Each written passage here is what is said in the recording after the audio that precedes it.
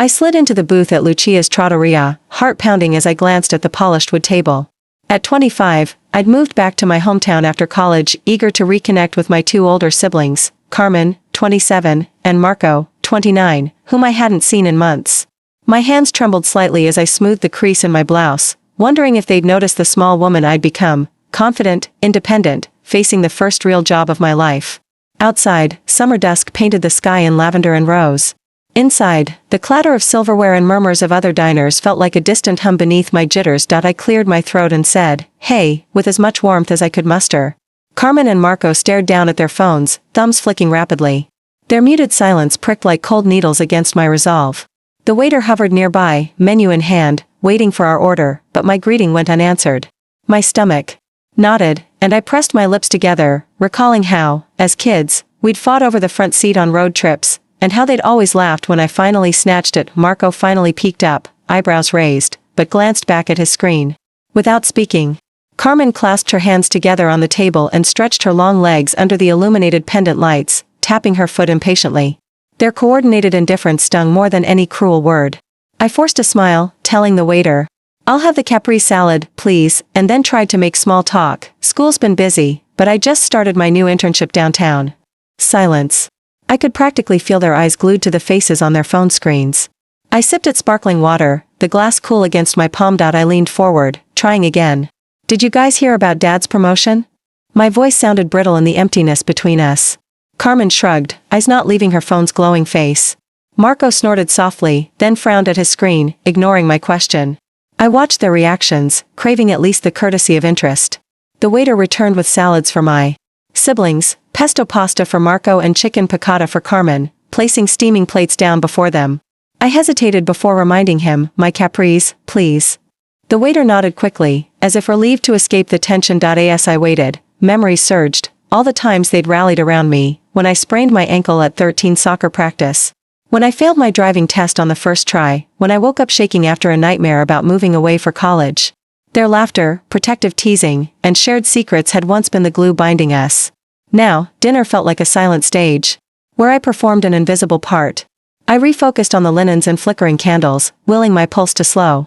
I thought about how far I'd come, juggling student loans, handling client calls, moving into a tiny apartment with peeling paint and creaky floors. My Capri salad arrived, red tomatoes sliced thick and drizzled with creamy mozzarella and basil.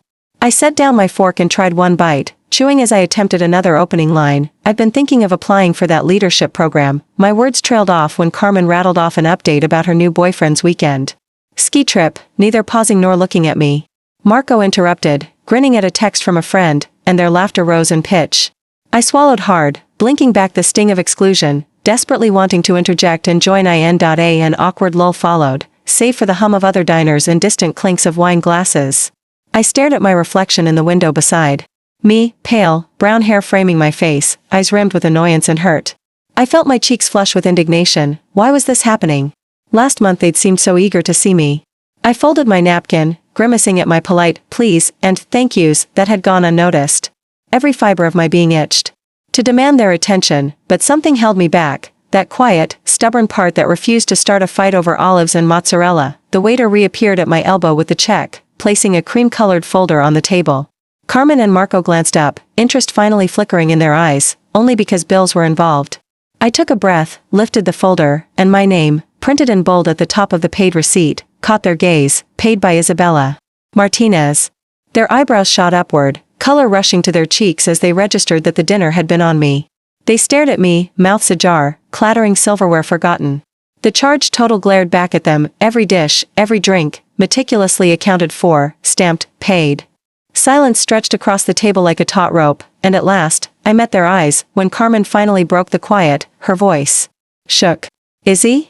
You paid?" Marco's jaw clenched, and he ran a hand through his hair. The waiter hovered politely, waiting for a signature that wasn't necessary. I closed the folder, letting it rest softly on the dark wood. Their shock was almost palpable. The confident, capable sister, once dismissed and overlooked, had quietly covered the entire bill. Their sudden regret radiated through their widened eyes, an unspoken apology lingering in the air. I sat back, crossing my arms calmly, letting them absorb the truth at their own pace. And in that moment, I realized that what they finally saw on paper was more than a name. it was my silent assertion that I mattered more than they'd remembered. I watched their faces shift from surprise to something like guilt, the candlelight catching the tension in Carmen's furrowed brow. The clang of a dropped fork echoed in my ears as Marco cleared his throat, finally breaking the heavy silence that had settled over the table. My heart pounded in my chest, equal parts vindication and longing coiling through me. I rested my hands on the folder, fingertips brushing the embossed edge, steadying myself for what came next. Carmen's voice trembled as she spoke, the usual self-assured tone replaced by uncertainty. Izzy, I'm sorry. I had no idea you wanted to pay. We thought you were still figuring things out after graduation. Her eyes darted between the check and my face, as if searching for the little sister she remembered. Marco leaned back, arms crossed, jaw clenched, his silence more damning than any accusation. I took a slow breath, the aroma of garlic and tomato lingering in the air.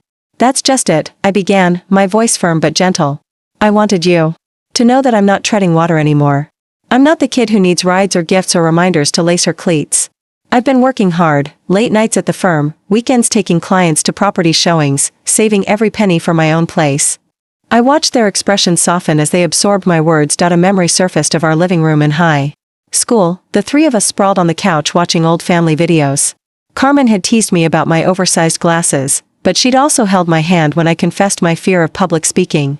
Marco had joined in our laughter when I mispronounced entrepreneur at the science fair, but he'd later stayed up with me to rehearse my presentation.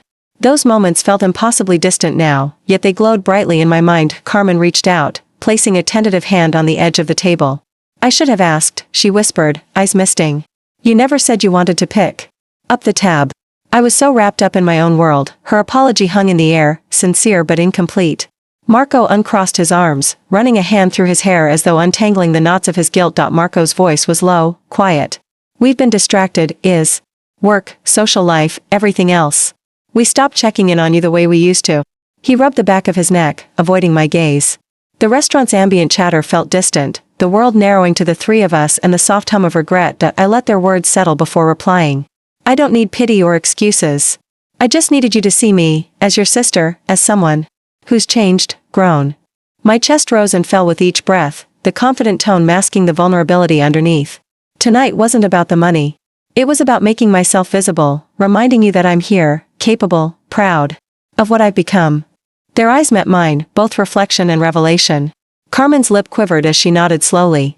Marco exhaled, a small smile breaking through. I remember how you tackled everything head-on back in college, Carmen said softly. You organized study groups, you led volunteer drives, and you always bought coffee for us when we pulled all-nighters. Her voice carried a warmth I hadn't heard in months. I smiled, the tension easing slightly. I was scared, though, I admitted. Scared you'd think I was showing off or that I didn't need you anymore. But more than anything, I was scared you'd forget me. The words tumbled out, a confession I hadn't planned, but one that felt necessary in the dim glow of the restaurant. Marco leaned forward, his elbows resting on the table. We could never forget you, he said quietly. But I get it. We lost touch with what mattered. Let's fix that. Carmen nodded vigorously, determination flickering in her eyes.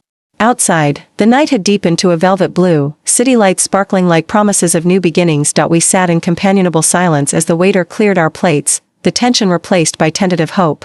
I realized that this dinner wouldn't solve everything, but it was a start. We talked quietly about our week, about small victories and daily routines, and I felt the familiar rhythm of our siblinghood re-emerging, fragile but alive. As we rose to leave, Carmen slipped an arm around my shoulders and Marco draped his jacket over my chair. Under the soft glow of the street lamp outside Lucia's, I felt seen, heard, and valued once more. I knew our journey to reconnect wouldn't be linear, but as we stepped into the warm summer night, laughter bubbling between us, I believed that our next chapter had already begun. The night air felt warm as we stepped out of Lucia's trattoria, the city lights flickering in the distance like scattered stars. Carmen looped her arm through mine, her laughter soft and genuine, and Marco fell into step beside us, falling easily back into the familiar rhythm of siblings walking home together. I inhaled deeply, tasting the mixture of exhaust and jasmine that drifted from the planters along the sidewalk. The tension from earlier had dissipated, replaced by a comforting warmth that spread through my chest. For the first time in months, I felt fully seen. We strolled past small shops closing their doors, the glow of neon open late signs fading behind us. Marco paused outside a corner bodega, scratching his chin. Want anything? He asked. I shook my head, smiling. His casual offer reminded me of all the times he'd shared his midnight snacks with me during sleepovers. It felt like he was reclaiming his role as my protector all over again. Carmen glanced at me, nudged my arm, and teased, "Don't let him spoil you the way he used to." Her grin was playful, and I realized that teasing was our old language of love. We cut through the park at the end of the block, where the fountain's water danced under the lamplight. My heels clicked on the pavement, and I paused to watch a pair of teenagers skateboarding nearby. The scene reminded me of the Friday nights when we'd bike to this very spot after school, sharing ice cream cones and swapping secrets.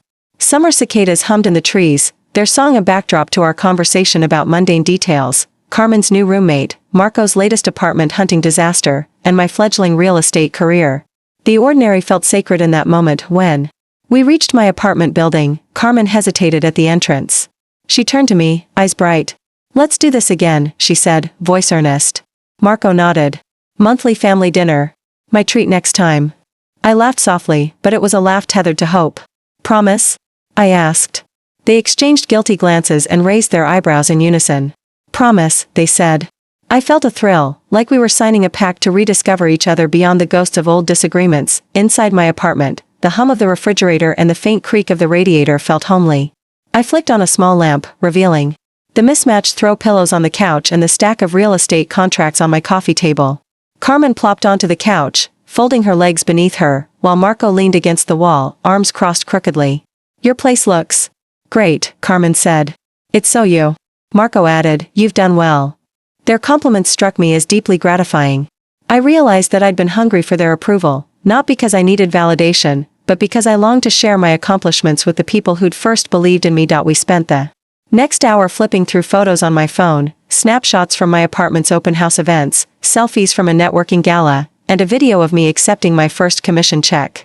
Carmen's voice grew thick with pride as she commented on my poise in the videos. Marco's eyes shone as he watched me negotiate with clients. At one point, I watched them watch me, and I felt a surge of emotions: relief that they'd finally recognized my growth, gratitude that they were here, and excitement for what lay ahead. As the clock edged past midnight, Carmen yawned and stretched. Marco rubbed his eyes and glanced at his watch. "We should head back," he said reluctantly. I walked them to the door, hugging Carmen tightly and ruffling Marco's hair in that big brother way I'd loved since childhood. Outside, the street was deserted, and the hum of traffic had quieted to a soft lull. "Good night," I said. "Love you both." They smiled, nodded, and disappeared into the darkness, leaving me standing on the threshold with a full heart. The next morning, I woke to an email with the subject line, "Interview invitation." My pulse raced as I read the details. A prominent brokerage firm was offering me a lead agent position at a satellite office across town. It was the kind of opportunity I'd dreamed of but had been too afraid to pursue. I leaned back in bed, the morning sun filtering through my curtains, illuminating the dust motes floating in the air. My mind flickered to last night's dinner. The paid receipt, the heartfelt conversation, the pact for monthly reunions. I realized that if I accepted this job, my schedule would change drastically: no more casual dinners, fewer weekend visits home. A knot formed in my stomach. I wanted growth, professional and personal, but I also yearned for the family bond we'd rekindled. I paced my small living room, weighing the possibilities. My phone buzzed, a text from Carmen, thumbs up emoji. Then one from Marco, proud face. The universe seemed to be pushing me forward, but my heart pulled me back toward family dinners and shared laughter in dimly lit trattorias. I sat at my coffee table, opening a notebook, and wrote pros and cons. Lead agent role promised: higher income, more responsibility, the chance to mentor junior agents. Pros: potential distance from siblings, less time for spontaneous movie nights. Cons. Midway through, my pen hovered. I closed the notebook and looked around at my apartment, at the evidence of late-night work sessions and early morning client calls. I thought about the girl who'd scrimped and saved to move here, who'd faced rejection and late rent notices. And I thought about last night's moment at the restaurant, the way my siblings had looked at me when they realized I'd changed. Grown. I realized that what I truly valued wasn't the title or the paycheck, but the balance between ambition and connection. I made my decision. I would accept the new position, but negotiate for a supportive schedule that honored my family commitments. I dialed the broker's number, feeling both nervous and exhilarated. As I outlined my terms, flexible hours, remote check-ins, guaranteed weekends off, I sensed the shift in power. I wasn't begging for a chance, I was commanding respect for my boundaries. When I hung up, relief washed over me. Later that afternoon, I met Carmen and Marco for our first official, monthly, dinner at the new Italian place down the street. I arrived early, butterflies in my stomach, clutching the printed offer letter with my negotiated terms. They greeted me with warm hugs and genuine interest, asking detailed questions about the role. I handed them the letter, watching their eyes light up as they read the salary, the schedule, the flexibility. Carmen squeezed my hand. Marco nodded approvingly and raised his glass. To Isabella Martinez, he toasted, who knows her worth. I smiled, glass raised, looking at my siblings. Proud faces. The gentle clink of our glasses echoed through the restaurant, and I felt an overwhelming sense of rightness. My journey had taken me full circle, from invisible younger sister to confident professional, balancing ambition with the love of family. The future stretched before me, bright, challenging, and shared with the two people who'd always known me best. And as I took that first sip of red wine, I knew that no matter where my career led, our dinners, our laughter, and our unwavering support would always bring me home.